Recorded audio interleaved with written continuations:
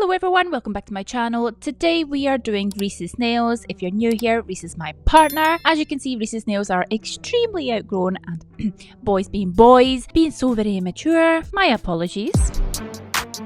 So 4 weeks ago we did these Wren kitchen nails for Reece starting his new job with the company. By the way, he's absolutely smashing it. We weren't sure about their policies and we wanted to play it safe, so we thought we'll get into the good books by doing company nails. And luckily he can have his nails done. However, these need to come off. As always, first thing I do is I sanitize the hands with nail orders. What smell is that? Tropical. After spraying nail orders Tropical. juice sanitizer all over his hands, I'm giving that a little rub in, making sure we're all nice and clean, and this smells so Tropical.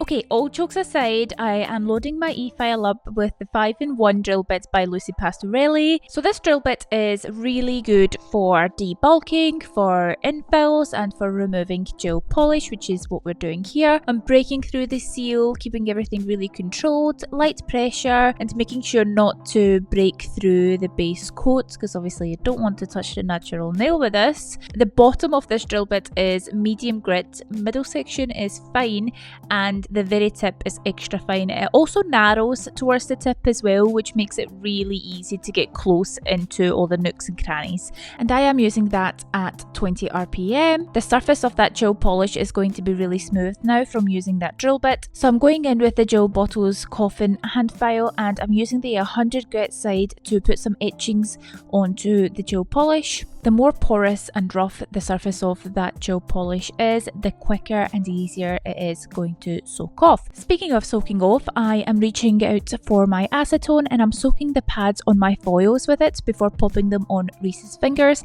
Now I like to use this little technique of folding this part of the foil in.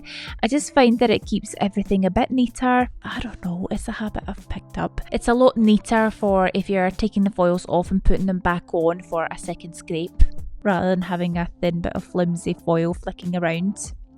And sometimes they're too long as well, so then you end up sort of almost wrapping around the nail where the pad should end up instead, but I don't know if that makes any sense. Anyway, using Beatrice by Navy Pro, I am scraping that gel polish off, and oh, how satisfying is this? Look at that green coming off, like so satisfying. I love this part.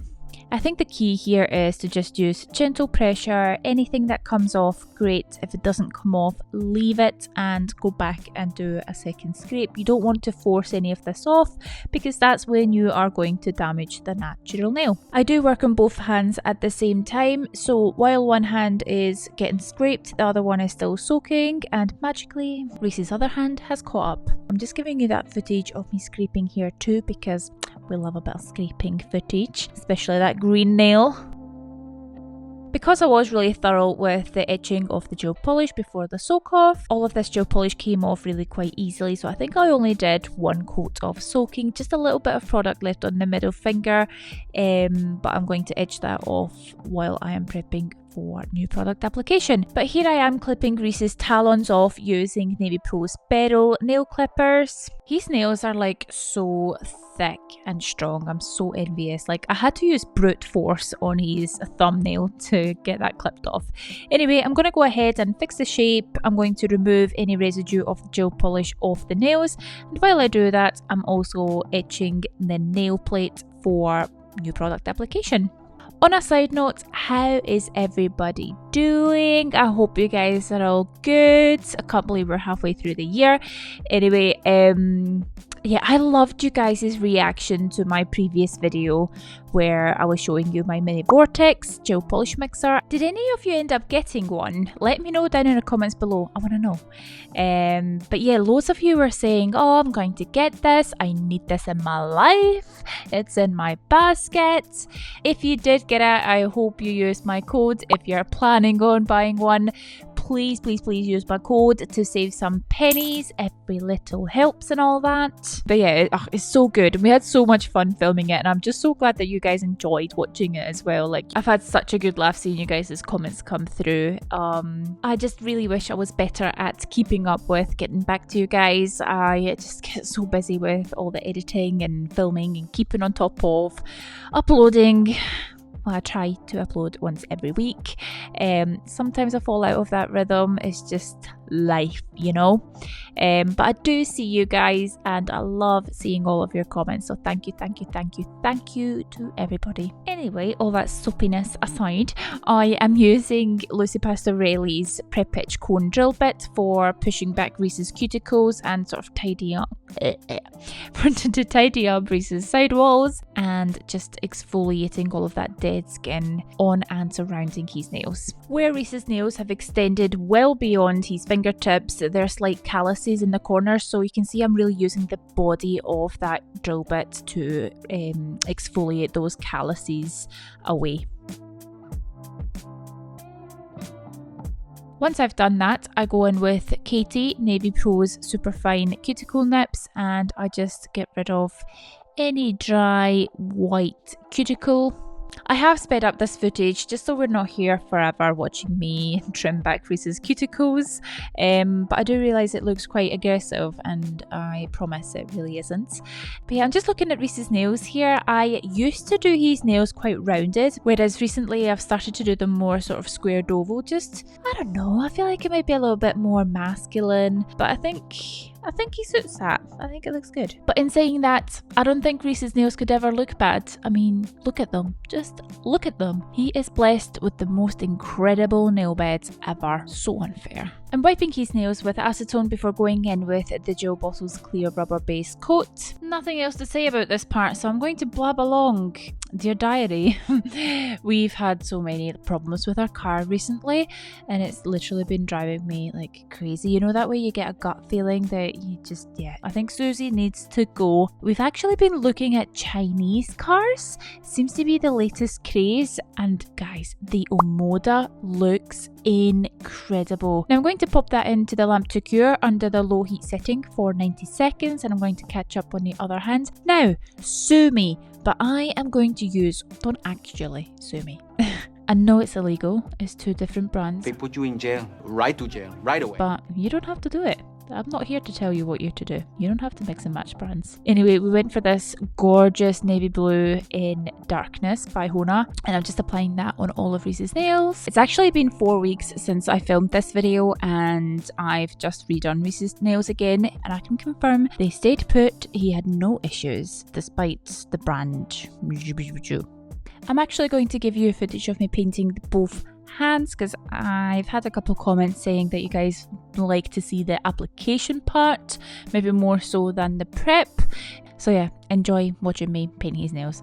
But yeah, Chinese cars seems to be the way forward. Like here in the UK, we are starting to see a lot of JQs, Omodas and the BYDs, and having watched loads of car review videos of the Chinese cars recently, obviously with all this in mind, I found out that the MDs are a Chinese car as well, which I didn't actually know. But yeah, I feel like they were like the first here in the UK. But all that aside, if anybody has a Chinese car, specifically the Omoda, let me know. Let me know your thoughts on it. I'm so obsessed. Like, the Omodas are so similar to Range Rovers, but a fraction of the price, and it's just equipped with the latest equipment. It's voice activated. The spec on them is absolutely incredible, and I'm a little bit obsessed. Really spooky actually. Reece has just called me as I'm doing this voiceover, and he's like, oh yeah, I just drove past the Omoda showroom, which we've never seen here in the UK before. So yeah, really weird. It's a sign. I believe in signs. I'm manifesting this car. We are gonna have the Omoda. So I've done 2 coats of the Hona's Darkness, and then I'm going in with Victoria Vin in the colour 233, which is Tanzanite. That's a mumble jumble of brands you're using. Right to jail. Shh. Oh, that's beautiful. And it is a Cateye polish, which we love. So I'm applying that on his pinky, his ring finger and his thumbnail. Now, Reece let me have free reign over this set, so I was like, no pressure. So I literally made this up as I went along. While I think I'm getting slightly better with the magnetic wand, I still find this an absolute minefield to get this right. But anyway, I'm quite happy with the way this cat eye turned out. So I'm just curing those 3 nails before moving on to the middle and the index, which I am just top coating with matte top coat. These 2 nails actually end up being my favourite out of this whole design, so I'm going to pop that into the light to cure for 60 seconds. So we are all matted, and I'm bringing out my eyeshadow palette by Lick and Lash Beauty. Not even sure if it exists anymore, it's ancient, but I'm just going in with a small round eyeshadow brush. I am dipping into this tealy blue, I guess, applying that in the middle of the nail in a small circular motion to create an aura effect on the nails, and wow, just wow, it turned out so effective. And then with a fluffy brush, I'm just dusting off any excess pigment, and then I'm just repeating the same process on the other hand. I think the key to intensifying the aura is to just keep going over and over and really pushing that pigment into the nail, but at the same time sort of managing how much pigment is on your brush so that you're not kind of losing your perfect sort of circular aura shape. So I always sort of dust the excess off on my glove, hence why my glove is all blue.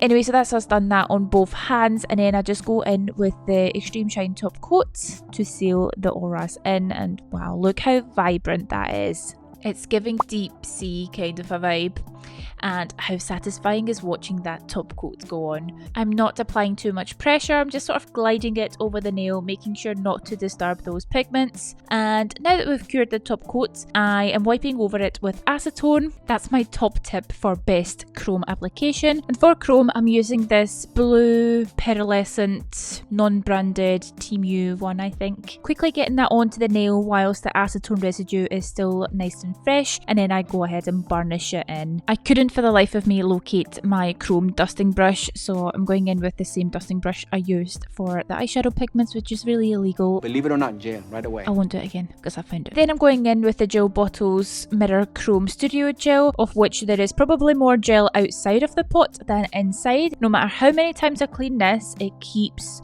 bulging out, and then it ends up all over my drawer as well. So any advice on that would be greatly appreciated. How I can stop this bloody thing flooding. The brush I'm using is my Liner 1 brush by the Gel Bottle, so definitely drawing inspiration from wire, barbed wire for this set of nails. Around the pinky I just did like a metallic squiggly border, followed by the ring finger. I'm doing like a close-up barbed wire squiggly thing, something that looks straight out of like 90s tattoo, maybe? I don't know.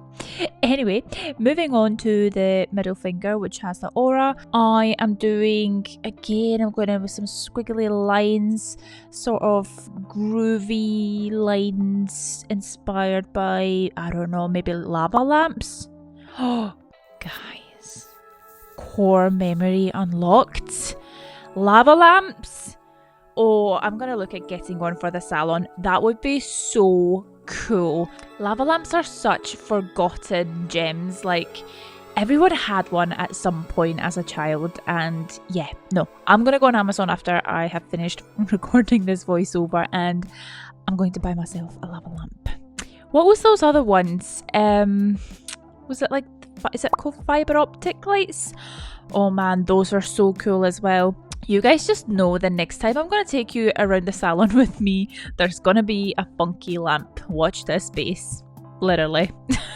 But yeah, the groovy lines over the aura, just, I don't know, those nails give so much dimension, just layering different nail art aspects. I just love them nails. And then I'm finishing off on the thumb with some actual barbed wire, kind of cuffing around one corner of the nail and then the other sort of around the cuticle area. And yeah, it's quite cool with the sort of cat eye at the back. I absolutely love the metallic gels. Like, imagine having to do your gel polish, then you're having to buff it to mattify it, to then go in with black, to then try and get the effect with chrome or your foils. Like, so faffy, whereas the metallic gels are just so good, like so effective and efficient. Only thing I wish though is that there was a really good gold. You just can't get a metallic gold. They always tend to be sort of shimmery gold, if you know what I mean, rather than metal. So yeah, hopefully one day we'll get something like that on the market. But for now, it is what it is. Having finished with all the metallic nail art, we cured that in the lamp for 60 seconds before going in with Extreme Shine top coat. Now, speaking of the metallic paint, the only thing I find is once I apply the top coat, the metalliciness of the metal gel seems to go sort of like a matte finish once the top coat is applied. I don't know if it's just me, but I have noticed it, and it's not major like, but it sort of annoys me sometimes. Like, it's not as metal as I would like it to be. Do you see what I'm saying? Maybe it's just me. I'm paying special attention to the middle and the index nail because we have done chrome on these nails. We all know chrome is prone to chipping. It's a nightmare sometimes. Making sure I have capped that free edge. Sometimes I actually like to turn my brush upside down and then drag the gel up the nail to sort of dispense that gel on the free edge. And that's a really good tip if you are working on short nails as well and you don't want to get gel on the skin. So we're going to cure that in the lamp for 60 seconds and we're all finished. All that's left to do then is to go in with our Tropical. Juice Cuticle Oil by Nail Order. He's gonna hate me, isn't he? I see an opportunity, I seize the opportunity. And that's just who I am. Although I must say, Tropical. doesn't beat Mr. Extreme though. What's happening, everybody? Mr. Extreme here. Mr. Extreme here. Mr. Extreme, Mr. Extreme here. Mr. Extreme. It's a look. It doesn't. It just doesn't. That was so good. And I love that you guys loved that as well. Oh man. Mr. Extreme. Just rubbing that cuticle oil into his fingers. Meanwhile, Freya is probably looking for the will to live or a way to get out of this madhouse. Freya at the back. Reece knows beauty is pain. You! Nice fresh nails. I am delighted with how these nails turned out. Let's have a little flashback. This is what they looked like in the beginning and this is them now. And that's all for today's video. Thank you guys so much for hanging out with me. I had so much fun. I hope you guys enjoyed this video. Please do give it a thumbs up, leave me a comment, hit subscribe, and don't forget to hit the little bell button so you'll be notified of my future videos and more shenanigans coming your way. You! Thank you and I'll see you next time. Bye!